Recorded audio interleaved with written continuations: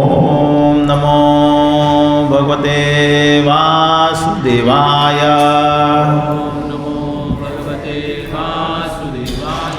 नारायणं नमस्कृत्य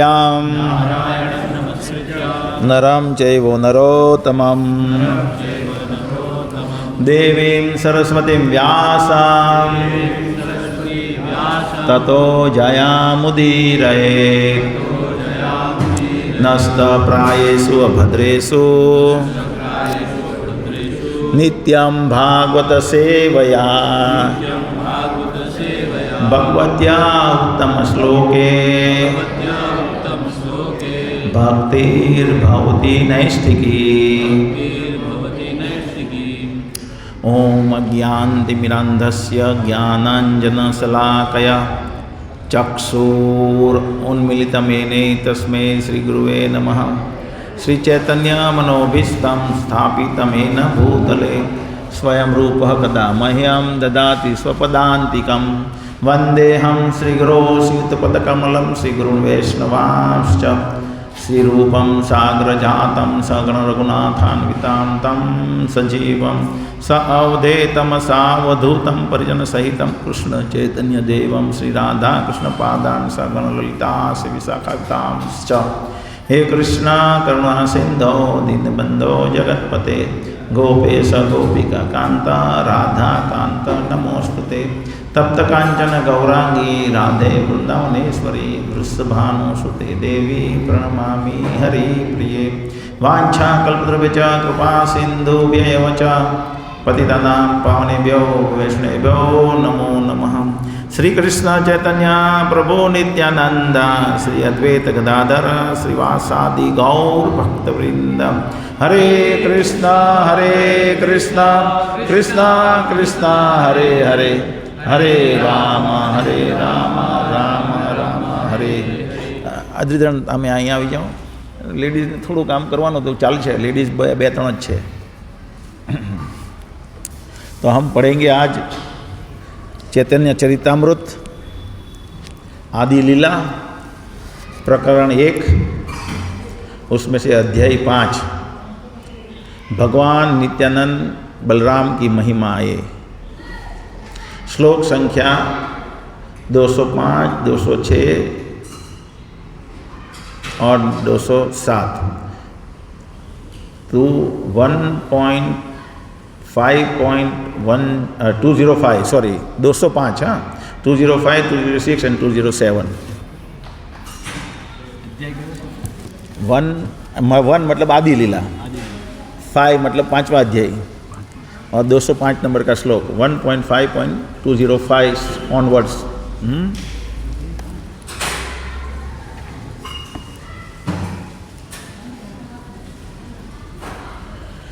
जग किसको पढ़ने आता है चैतन्य चरितामृत? किसको आता है तुमको? पढ़ो। 205 नंबर। हाँ। जगय माधय हेते मुझे से पापिष्ठ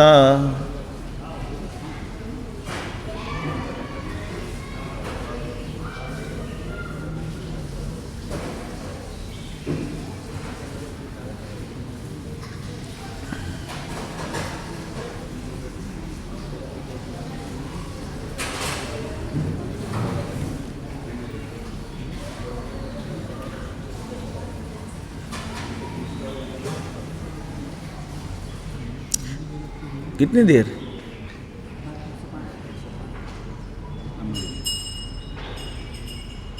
जगाई मादाय हेते मुई से पापिष्ट। जगाए मादाय हेते मुझी से पापिष्ठ। पूरी शेर कीट हेते मुझी से लधिष्ठ। पूरी शेर कीटी हेता मुझी से लघिष्ठ।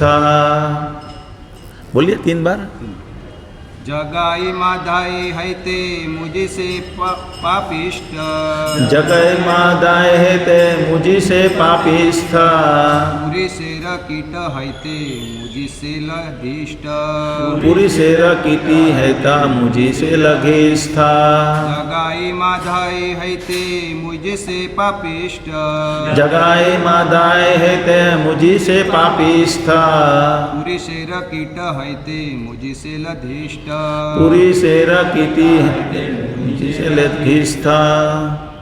नेक्स्ट मोर नाम सुने तारा पुण्य क्षय। મોર નામ સુને તારા પુણ્ય ક્ષય. मोर नाम सुने तारा पुण्य क्षय। नेक्स्ट लाइन મોર નામ સુને તારા પુણ્ય ક્ષય. मोर नाम सुने तारा पुण्य क्षय। મોર નામ લઈ છે તારા પાપ હય. मोर नाम लय तार पाप हया। 3 times.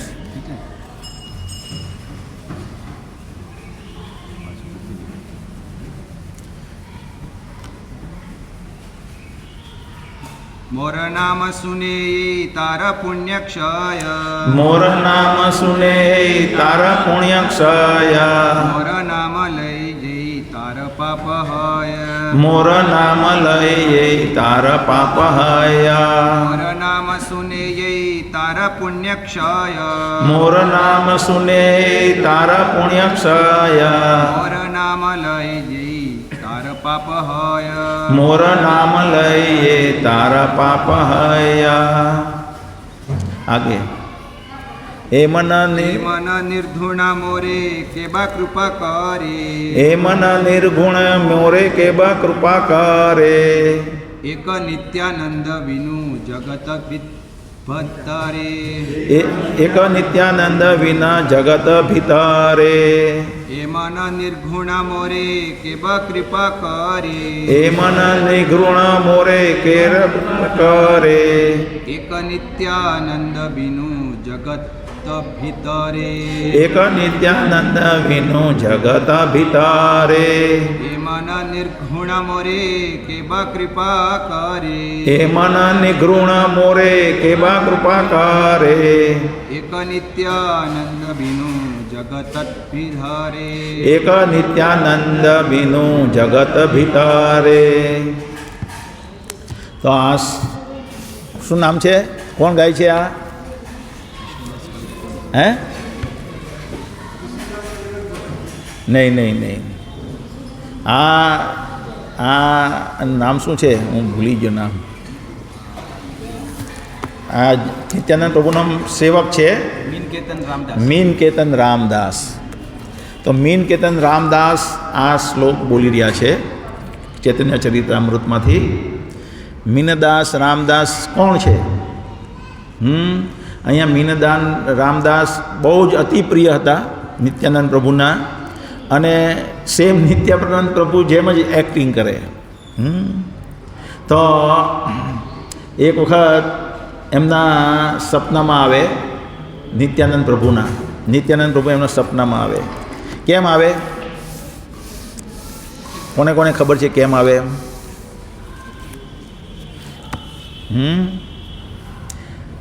તો આ જે નિત્યાનંદ પ્રભુનો ત્રયોદશી દિવસ છે, આવિર્ભાવ દિન, આ જગતમાં પ્રગટ થયા હતા. કોને ત્યાં? હરાય પંડિતને ત્યાં. એક ચક્રધર ગામમાં, નવદીપમાં. ક્યાં? એક ચક્રધર ગામ, હરાય પંડિતને ત્યાં નિત્યાનંદ પ્રભુ. નિત્યાનંદ પ્રભુ જે છે એ બહુ નટખટ હોય. ઘણી વખત છોકરીઓની પણ મશ્કરી કરી દે. ઘણી વખત બધા ગંગામાં કૂદી પડે, બધાના કપડાં લઈ આવે ત્યાંથી. એવી ધમાલ કરતા હોય. પ્રચાર કરવા જાય ત્યાં પણ બહુ મસ્તી કરતા હોય. ભક્તિ બધાને એમ લાગે કે ભક્તિ જે છે એ સૂની છે. શું છે એમાં? કંઈ બહુ ભક્તિ એટલે ગંભીર એમ. પણ એક વખત ભગવાન કૃષ્ણ ગોપીઓને કહે, એક ગોપીને કહે કે તારે વાંદરા જોડે લગ્ન કરી લેવા જોઈએ. તો પેલી ગોપી ધીરે ધીરે વિચારે, હા તો મારે તમારી સાથે જ લગ્ન કરવા છે. સમજમાં આવી વાત નિખિલ? ક્યાં સમજમાં આવ્યા? હે?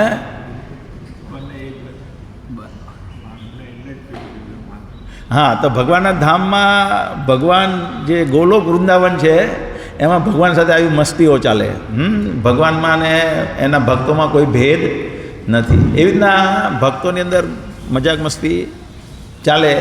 પણ ભગવાન કૃષ્ણ બી ઘણી વખત બહુ એકદમ નમ્ર, જેવી રીતના અહીંયા મીનકેતન રામદાસ જે એકદમ નમ્રતા બતાવે છે, કે હું એવો પતિત છું શું કહે છે અહીંયા, मैं जगह और माधव से भी अधिक प्रापी हूँ और मल के कीट में से भी अधिक तुच्छ હું. તો પોતાની જાતને એમ કહે છે. ઘણી વખત ભક્તો શું કરે, પોતાની નમ્રતા બતાવે, હું બહુ નિમ્ન છું. આપણે બધા બતાવીએ ને નિમ્ન, પણ આપણા મનમાં થોડોક અહંકારનો ભાવ હોય. પેલી ફોર્માલિટી, પ્રભુ મહાન, મેં તમારા પગે લાગુ, તમે બહુ મહાન, પણ મનમાં એમ ભાવ હોય કે હું જ મહાન છું, હે ને. તો અહીંયા મીનકેતન દાસ એવા નથી, અને ભગવાન કૃષ્ણ પણ એવા નથી. ભગવાન કૃષ્ણ જ્યારે એમ કહે કે હું એકદમ નિમ્ન છું, હું એકદમ તુચ્છ છું, હું તો તમારો સેવક છું, ત્યારે એ રિયલી એમ સમજે છે કે હું એવો જ છું એમ. જ્યારે આપણામાં ક્યાં છે હિપોક્રેસી છે. શું છે? હિપોક્રેસી, ડબલપણું છે. આપણે બોલીએ છીએ પ્રભુ બેઠો, તમે તો મારા સ્વામી, તમે તો મારા માલિક, પણ એવું જ્યારે આપણે બોલીએ છીએ ત્યારે એવો ભાવ આપણામાં હોતો નથી. કાલે પછી અહીંયા નેક્સ્ટ શ્લોક શું છે? મોરો નામ સુને એ તાર પુણ્ય ક્ષય, મોરો નામ લઈ એ તાર પાપ હય. અહીંયા मीन केतन रामदास कही है, जो भी मेरा नाम सुनता है उसके पुण्य कर्मों के फल नष्ट हो जाते हैं और जो मेरे नाम लेता है वह पापी बन जाता है. તો એમને પોતાની જાતને એટલા તુચ્છ સમજે છે કે જો કોઈ મારું નામ લે તો એના પાપ તો વધી જાય, પુણ્ય નાશ થઈ જાય, હે ને. પુણ્ય નાશ થઈ જાય અને પાપ જાગૃત થઈ જાય, બધા વધી જાય. હું એવો નિમ્ન છું, એવો પતિત છું. એમના નિઘૃણ મોરે કેવા કૃપા કરે, એક नित्यानंद विनु जगत भीतरे. इस जगत में नित्यानंद के बिना मुझ जैसे घृणास्पद मनुष्य पर कौन अपनी दया प्रदर्शित कर सकता था. तो मैं ऐसा पतित हूँ, लेकिन नित्यानंद प्रभु ने मेरे पे कृपा किया और मुझे वृंदावन भिजवाया. वृंदावन मोकली आप्या नित्यानंद मीनकेतन रामदास ने. तो स्टोरी एवी रीते छे के नित्यानंद बहु नटखट छे અને એમના સર્વશ્રેષ્ઠ ભક્ત છે મીનકેતન રામદાસ, અને એ પણ ભગવાન કૃષ્ણ નિત્યાનંદ પ્રભુના જેવા નટખટ છે. તો એક બાર એક ભક્તને ત્યાં કીર્તન ચાલતું હોય, કીર્તનમાં બહુ ઉત્સાહથી ભાગ લેતા એ બહાર આવી જાય.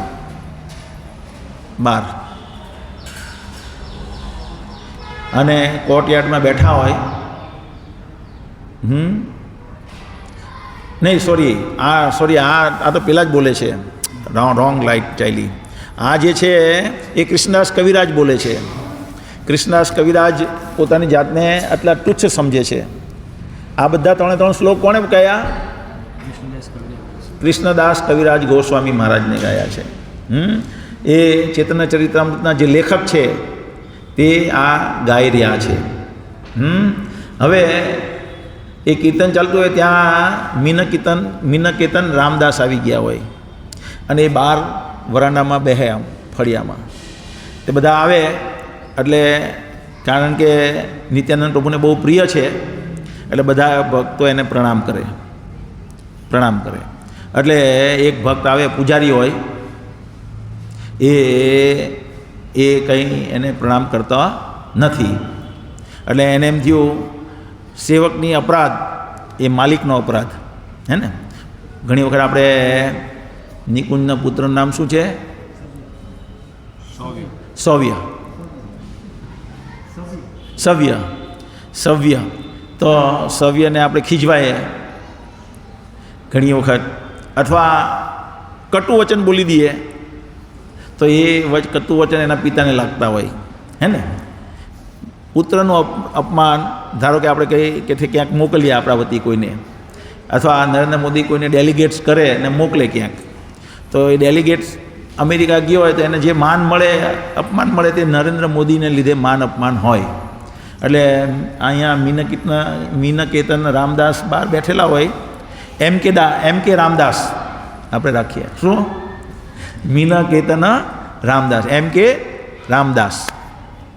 કે રામદાસ બેઠા હોય તો પેલા પૂજારી પ્રણામ કરતા નથી, એટલે ગુસ્સે થઈ જાય ને કે આ એક બીજો રોમહર્ષ છે. શું છે? રોમહર્ષ.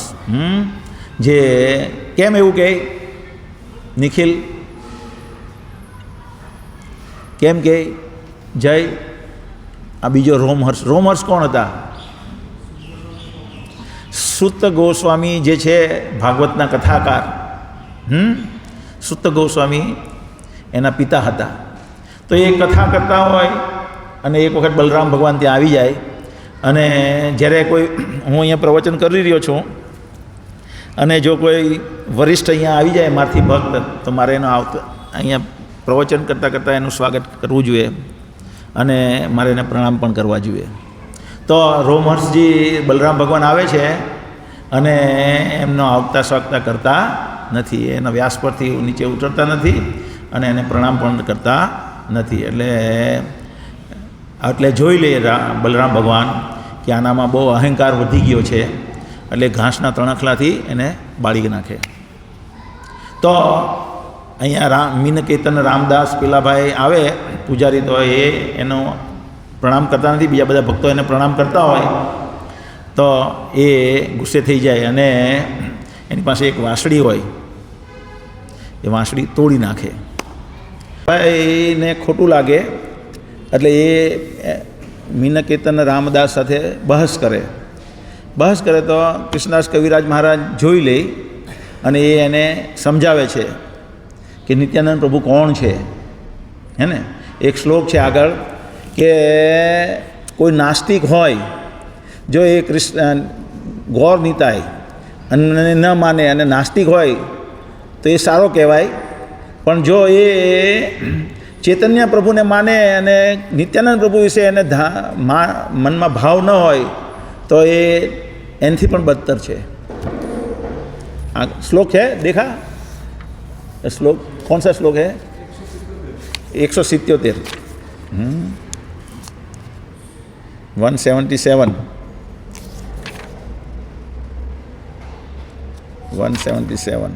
नाम पढ़ सकते हो? ये पढ़ सकते हैं ना अदरिद्रण?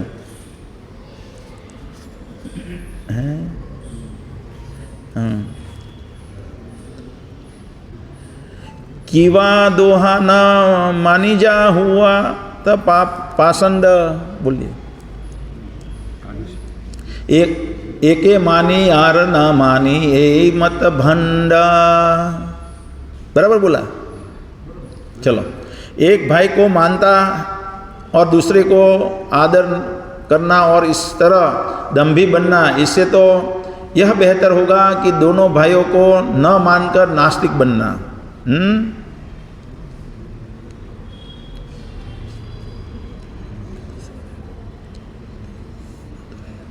ये यहाँ से शुरू,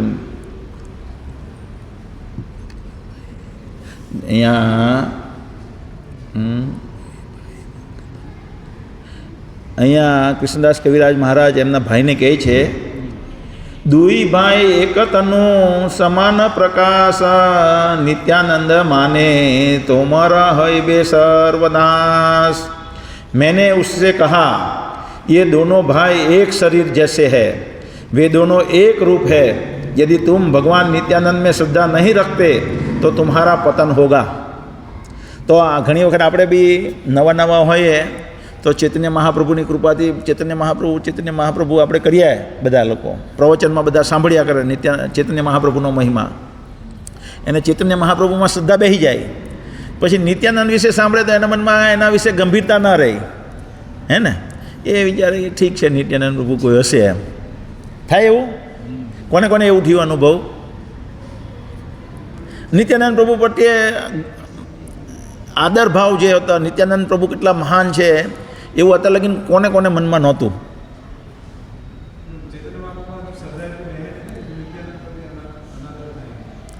હવે ચૈતન્ય મહાપ્રભુ પર કોઈના બેહી નહીં હશે હજી. હા, હજી તો એટલે એ જ છે વાત. એટલે વાત એ છે કે હજી ચૈતન્ય મહાપ્રભુમાં શ્રદ્ધા નહીં બેઠી હજી લોકોની, હે ને? ચૈતન્ય મહાપ્રભુ કોણ છે? સ્વયં કૃષ્ણ છે, અવતાર નથી. શું નથી? કૃષ્ણનો અવતાર નથી. જગન્નાથ બલદેવ સુભદ્રા કૃષ્ણનો અવતાર નથી, સ્વયં કૃષ્ણ છે. ભગવાન કૃષ્ણના બે રૂપ હોય, એક છે પ્રકાશ અને એક છે વિલાસ. શું છે? એક છે પ્રકાશ અને વિલાસ. તો પ્રકાશ રૂપ જે છે એ કૃષ્ણ ભગવાન જેમ કે રાસલીલા થાય તો જેટલી ગોપીઓ સાથે હતા ત્યાં એટલે બધામાં વિસ્તારિત થયા. સ્વયં કૃષ્ણ જ્યારે વિસ્તાર પામે એક રૂપે તો એ વિલાસ કહેવાય, અથવા એ બલરામમાં વિસ્તાર પામે તો એ વિલાસ કહેવાય. ખ્યાલ એવો પ્રકાશ કહેવાય. એ જ્યારે દ્વારિકામાં હતા અને 16,108 રાણીમાં ડિવાઈડ થઈ જાય જ્યારે, તો એ પ્રકાશ રૂપ કહેવાય. શું કહેવાય? પ્રકાશ રૂપ. એ જ્યારે એમાંથી થોડીક એ ગુણ થોડાક નિમ્ન આવે અને બીજું રૂપ ધારણ કરે ત્યારે વિલાસ રૂપ કહેવાય. જેમ કે નારાયણ, એવી રીતના વિષ્ણુ, તો એ વિલાસ રૂપ કહેવાય. શું કહેવાય? વિલાસ રૂપ. તો એવી રીતે ચૈતન્ય મહાપ્રભુ છે એ સ્વયં કૃષ્ણ છે, અવતાર નથી, અવતારી છે. સમજમાં આવે છે ને કોઈને? એટલે કૃષ્ણથી ભિન્ન ન સમજવા જોઈએ. શ્યામ સુંદર કૃષ્ણ જે છે ગોલોકવાસી, ગોલોક નિવાસી, એ જ સ્વયં ગોલોક નિવાસી કૃષ્ણ ભગવાન ચૈતન્ય મહાપ્રભુ છે, હે ને?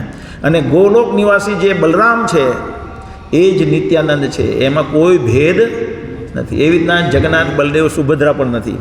એટલે આપણે કહીએ વિષ્ણુ તત્વ જે છે તો એ વિષ્ણુ તત્વ નહીં, કૃષ્ણ તત્વ છે. શું છે? કૃષ્ણ તત્વ. તો ચૈતન્ય મહાપ્રભુ છતાં આપણે એક ડાઉન સ્ટેપ રાખ્યું છે, કારણ કે એમાં સાથે જીવ તત્વ પણ છે. પંચતત્વને જ્યારે અહીંયા રાખીએ છીએ, જો પંચતત્વની અંદર જીવ તત્વ ન હોય તો કૃષ્ણ ભગવાનની બાજુમાં જ રહે, હે ને? જે એ પંચતત્વ કોણ છે? હે? હા, બોલો. ચૈતન્ય મહાપ્રભુ સ્વયં ભગવાન ભક્ત રૂપ. પછી નિત્યાનંદ પ્રભુ બલરામ છે. હા, એટલે એ શું છે? સેવક ભગવાન. સેવક ભગવાન. પછી અદ્વૈતાચાર્ય શું છે? સદાશિવ ને મહાવિષ્ણુનો યુગલ. નહીં, એ બધા પાંચે પાંચ ભક્ત રૂપ છે, પણ એ ખાલી નિત્યાનંદ જે છે એ ઈશ્વર રૂપ છે. એમાં બાકી બધા ભક્ત રૂપે અવતરિત થાય છે ને. ચૈતન્ય મહાપ્રભુ પણ પોતાને ભગવાન કહેવડાવતા નથી. ચૈતન્ય ભાગવતમાં એક શ્લોક છે 7મા સ્કંદમાં, તેમાં ત્રિયુગી ભગવાનને કહેવામાં આવ્યા છે. શું છે? ત્રિયુગી. એટલે ભગવાન 3 યુગમાં જન્મ લે, 3 યુગમાં પ્રગટ થાય, પણ 4થા યુગમાં છન્ન રૂપે પ્રગટ થાય. ગુપ્ત રાખે એમને કેમ ગુપ્ત રાખે? કારણ કે ભક્તિ કરવા શીખવાડા આવ્યા, અને જો પોતાને કૃષ્ણ કહેવડાવે તો બધા જ પોતાને કૃષ્ણ કહેવડાવતે. નિકુંજ બી કહેતે કે હું કૃષ્ણ છું, અને જય ગોવિંદ પણ કહેતે કે હું કૃષ્ણ છું, હે ને? હું જ ભગવાન છું. એટલે ભગવાન પોતાની જે આઈડેન્ટિટી છે એ છુપી રાખે છે, હે ને?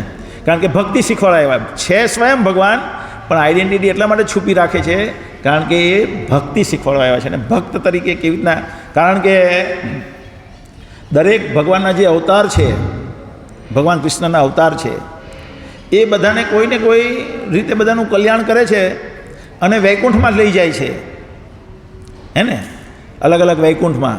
પણ કૃષ્ણલોકમાં કોણ લઈ જાય છે? સ્વયં ચૈતન્ય મહાપ્રભુ. જે ગોલોક વૃંદાવન છે, જેમાં કૃષ્ણ અને એના ભક્તોમાં કોઈ ભેદ નથી. જેવી રીતે હમણાં મેં તમને કીધું કે પેલી ગોપીએ કીધું, ભગવાન કૃષ્ણએ ગોપીને કીધું કે તારે તો વાંદરા જોડે લગ્ન કરવા જોઈએ. તો કે હા, હું વિચારી જ રહી છું તમારી સાથે લગ્ન કરવાનું. હે ને? એટલે ત્યાં એવો કોઈ ભેદ નથી. એટલે એ જે જગ્યા ગોલોક વૃંદાવન છે ત્યાં લઈ જવા માટે ચૈતન્ય મહાપ્રભુ આવ્યા છે, હાઈએસ્ટ લેવલ પર. અને એ હાઈએસ્ટ લેવલ પર આપણને લઈ જવા આવ્યા છે, છતાં પોતાની આઈડેન્ટિટી છુપી રાખે છે. અને એટલા માટે, કારણ કે આપણે બધા ગર્વિત ન થઈ જઈએ, એટલા માટે ખોટી રીતે ભ્રમિત ન થઈ જઈએ. તો એ ચૈતન્ય મહાપ્રભુને આપણે જ્યારે માનીએ, ધીમે ધીમે માનતા થઈએ, ઓળખતા થઈએ, ભક્તો પાસેથી સાંભળીએ, અને પછી આપણા માટે બહુ મનમાં ભાવ થઈ જાય શ્રી કૃષ્ણ ચૈતન્ય મહાપ્રભુ વિશે. પણ જ્યારે શ્રી કૃષ્ણ ચૈતન્ય મહાપ્રભુ માટે ભાવ થઈ જાય, ત્યારે આપણામાં સાથે સાથે એ જ ભાવ નિત્યાનંદ પ્રભુ તરીકે થવો જોઈએ. જ્યારે આપણામાં એ નિત્યાનંદ પ્રભુ વિશે એવો ભાવ નહીં જાગૃત થતું, ખાલી ચૈતન્ય મહાપ્રભુ માટે ભાવ થાય છે, ત્યારે શું થાય તેના વિશે અહીંયા કૃષ્ણદાસ કવિરાજ મહારાજ એના ભાઈને સમજાવી રહ્યા છે. શું કહી રહ્યા છે? મેને ઉસસે કહા, અને કિસસે? કૃષ્ણદાસ કવિરાજ મહારાજ કહે છે મેં મારા ભાઈને કીધું, ઉસસે કહા, मैंने मेरे भाई से कहा, ये दोनों भाई एक शरीर जैसे हैं, वे दोनों एक रूप हैं. यदि तुम भगवान नित्यानंद में श्रद्धा नहीं रखते तो तुम्हारा पतन होगा. यदि एक में तुम्हारा विश्वास है किंतु दूसरे के प्रति अनादर है तो तुम्हारा तर्क अर्धकुकुटी न्याय के समान है, जिससे आधी मुर्गी का तर्क स्वीकार किया जाता है. એટલે અહીંયા કૃષ્ણદાસ કવિરાજ મહારાજ એના ભાઈને કહે છે, તમારી માન્યતા અર્ધકુકુટી ન્યાય પ્રમાણેની છે. શું છે અર્ધકુકુટી ન્યાય? કીર્તિ, અનંત કીર્તિ?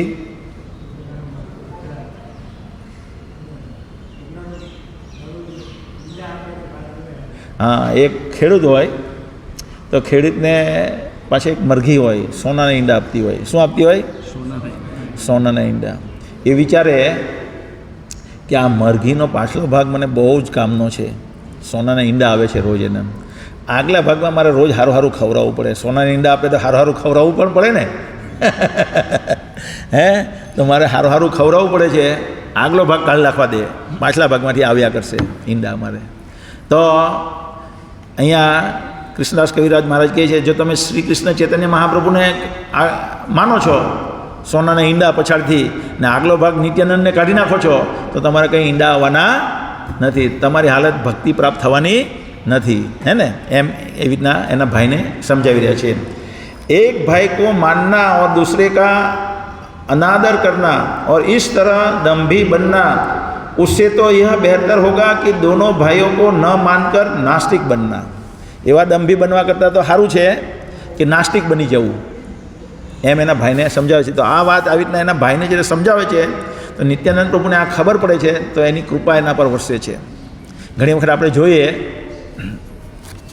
ખાસ કરીને આપણે છે ને કોઈને ખોટું નહીં લાગે એવું બહુ ધ્યાન રાખીએ. શું રાખીએ? ખોટું નહીં લાગે એવું ધ્યાન રાખીએ. જ્યારે આપણે જેમ કે હું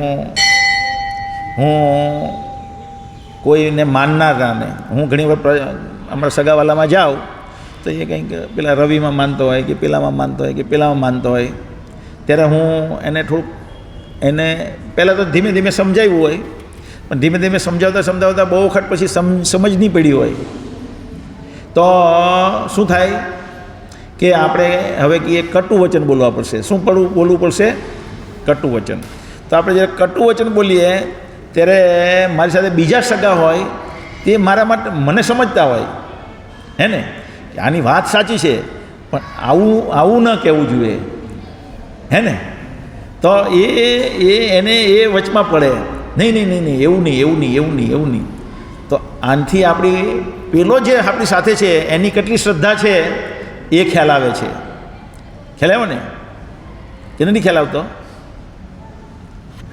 હે જ્યારે બી હું મારા સગાને સમજાવું તો મારે માતાજી શું છે સામેવાળાનો પક્ષ લઈ લે, ગભરાઈ જાય કે આવું નહીં કહેવાય એમ.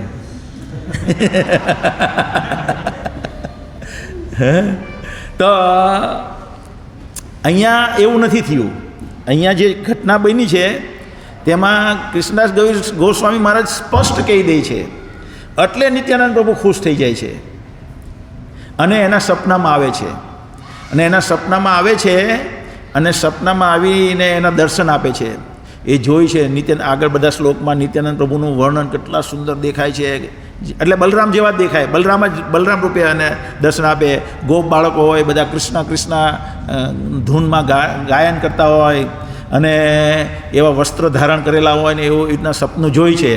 અને પછી એને કહે છે કે જાઓ તમે વૃંદાવન જાઓ.